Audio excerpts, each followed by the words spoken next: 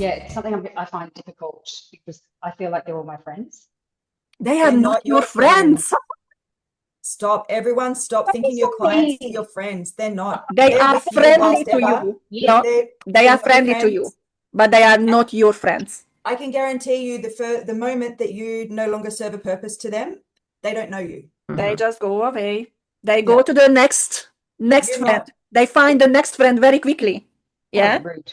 It is I know. rude. I know, but this is a big punch to the face because we tend to think they are our friends. Sometimes they even invite us to their weddings or to their, family get together. They're going to ditch you as soon as you don't serve the purpose. Yeah. Yeah. So some of your friendly clients, they don't loyal to you or to your salon. They loyal to your low prices. That's a very hard. Yes, Nadine. Yeah, that's a very hard thing to swallow.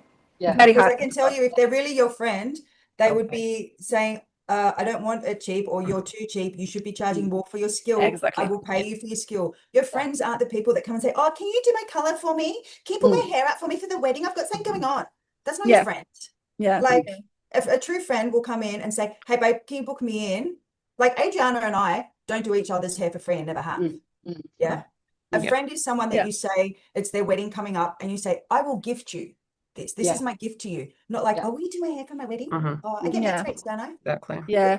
And also, like your friends and your family should be your biggest supporter.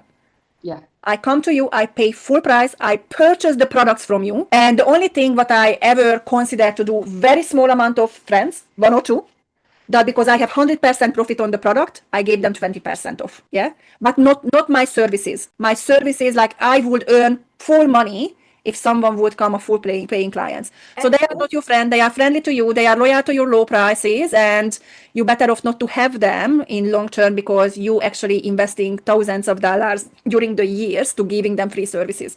And honestly, like the thing is that we forget is that they get offended and they're like, oh, well, I'll just go somewhere else. And then they go and pay someone else full price. Exactly. Yeah, totally. Yeah. Yes. So this is why I'm saying, like, they're not your friends, and your family, like the only person who I used to do is my nan.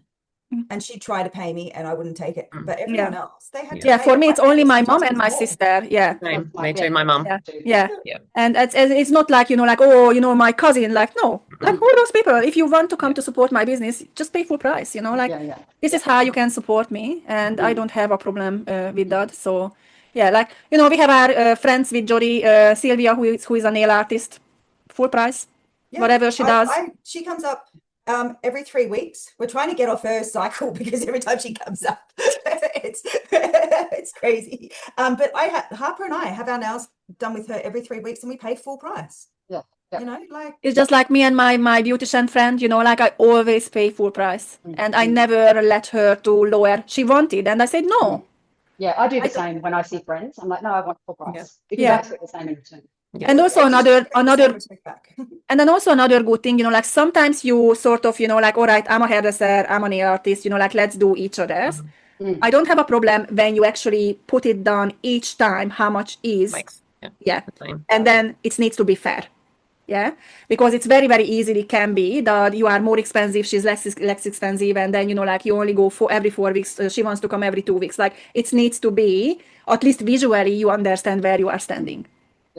But yeah, I mean, you can make your own decision on how you want in your business, but we just like to give you the perspective of, because it's very easy to get sucked into that mentality. I was very notorious. I'm still trying to get out of that, situation, because I find that when I do that, then I start having resentment. Yes. And that's not a good feeling at all. No. Yeah.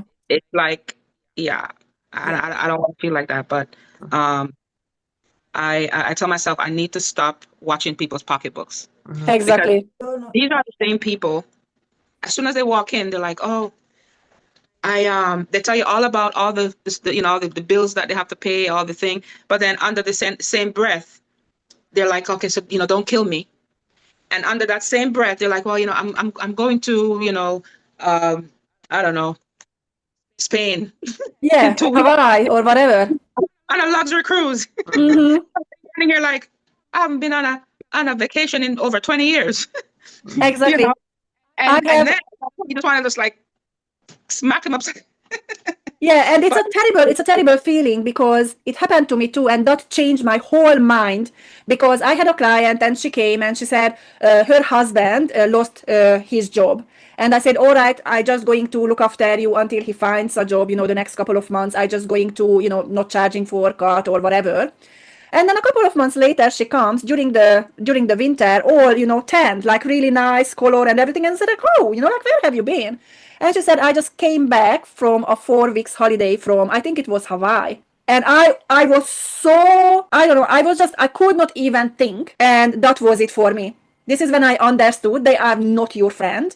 And it wasn't even her fault because she never asked me to support her. I decided that I will support her, and that was my fault, and that was my mistake. And I'm just like, it's easy to go on a holiday when, like someone is paying a little bit into it. And that's why I think we really have to be cautious of worrying about other people's financial situation. If they prioritize something, they're going to slow down on paying the things that they don't prioritize to pay for the things they do. So that just shows that they don't prioritize. That's not a priority to them. So they don't want to spend money there. So that's another thing about when we're changing the direction of our clients and the clients that we're attracting is that we're attracting clients that are outcome focused. Their priority is how they look, how they feel, or their skin condition. Like I will happily spend $4,000 on my daughter's laser treatment for her acne, but I won't go and spend it somewhere else. I'm not kidding, I spend it all the time, but I'm terrible with money, but I like to spend. But the thing is that I will look for the high quality place for that, but the low cheap stuff for other things that aren't as important. I'll get stingy about a pair of sneakers, but it's really important that you don't worry about what they can or can't afford to do. You are able to validate why you charge what you charge, and it comes to your running costs, your experience, and the quality of the work that you do. And the solutions that you provide and the outcomes that you provide. Now, if they can't afford it, that's all right. We can make a plan. And we will, and this is something that we go through over the objection handling, and we're just going there this way because we don't have to review anything, but it's about, that's all right. Let's make a plan for what fits in within your budget.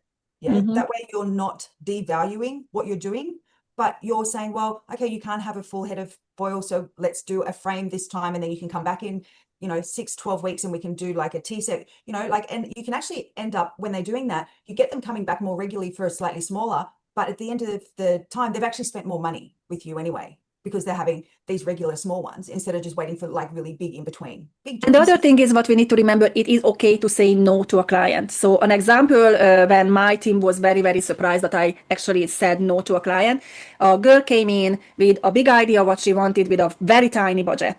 So she had around $170 and the service would have cost around close to $400. And then there is no reason to talk about, like what can I fit in the budget, because I rather not to take the $170 and I can't even give any close to the result. So I had to be very transparent about it, like for $170, I can't give you anything which is going to take you close to the result what you are looking for. So I rather not to do anything today because you're going to spend $170 and you're going to come back to me that you are not happy. And I rather not to have that money then take your money and then I know you're not going to be happy.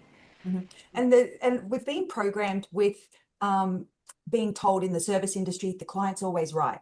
So we have this in the back of our mind that we always have to just cater to them. And the saying is, the client is always right in the matter of taste.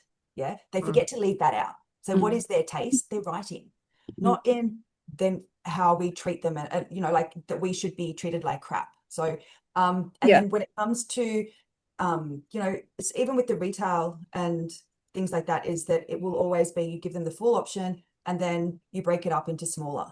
And even for like facials and things like that, like, okay, well, sorry, you can't afford this full one, so let's make a plan of what you can. And it's okay to just say, oh, well, I'm sorry, I can't do that as well.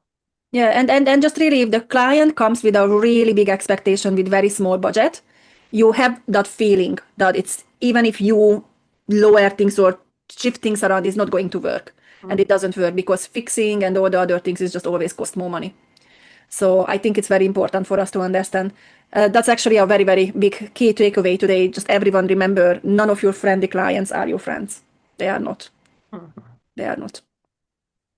And we are just such a passionate people, like we want to make everyone happy. And then, they take, and it's never their fault when we decide that we're going to give or offer discount. It's not their fault taking on an opportunity, It's been offered, and, it all comes back to us. Yeah, so again, like with pricing, many times people are worrying about pricing because you think you're going to lose everyone in the same time. It's not going to happen.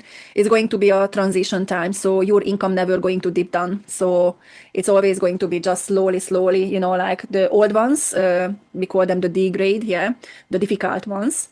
And the C, which is complicated clients. So those are, you want them to go because you want new clients with the fresh mindset, with your fresh pricing and everything to match. So what you're going to do, you're going to build from the top. And the bottom is just going to leave. Going to go. And there's going to be clients that you're going to go, I can't change their price. Like, I know that's not going to be an option. And that's okay.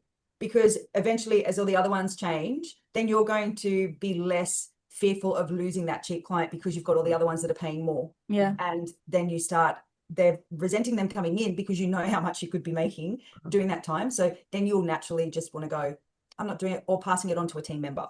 Yeah. So when you've got people working, when you've got a team, one of the good things is that you can transition clients between team members based on the category, like, okay, well, that I can't do that for that, but I'll move you over to here. I'll still manage and I'll still make the recommendation and do the consultation with you, but so-and-so will look after you. And then that way you can fit within your budget. Yeah. So there's lots of different strategies that we come up with. And if you don't have team, then you'll just get to the point that you're like, I'm really busy. And you'll just naturally say no, unless that client is someone that you really adore or that they really can't afford it and they've been with you a long time and they're genuinely not able to afford it, then you can make that decision to go, well, that's your VIP price and I'm happy with that. Yeah. So we're never going to turn around and say, you just have to do anything. You get to make the decisions. We just show you the different perspectives and then you make a decision based on that. All right, guys, I think we need to wrap it up and we will see you next week. And everyone just keep working on your tasks. And we are looking forward to seeing you shortly. Yeah. Okay. All right, guys. Take care. Have a lovely day. Bye-bye. Bye. Bye. Bye.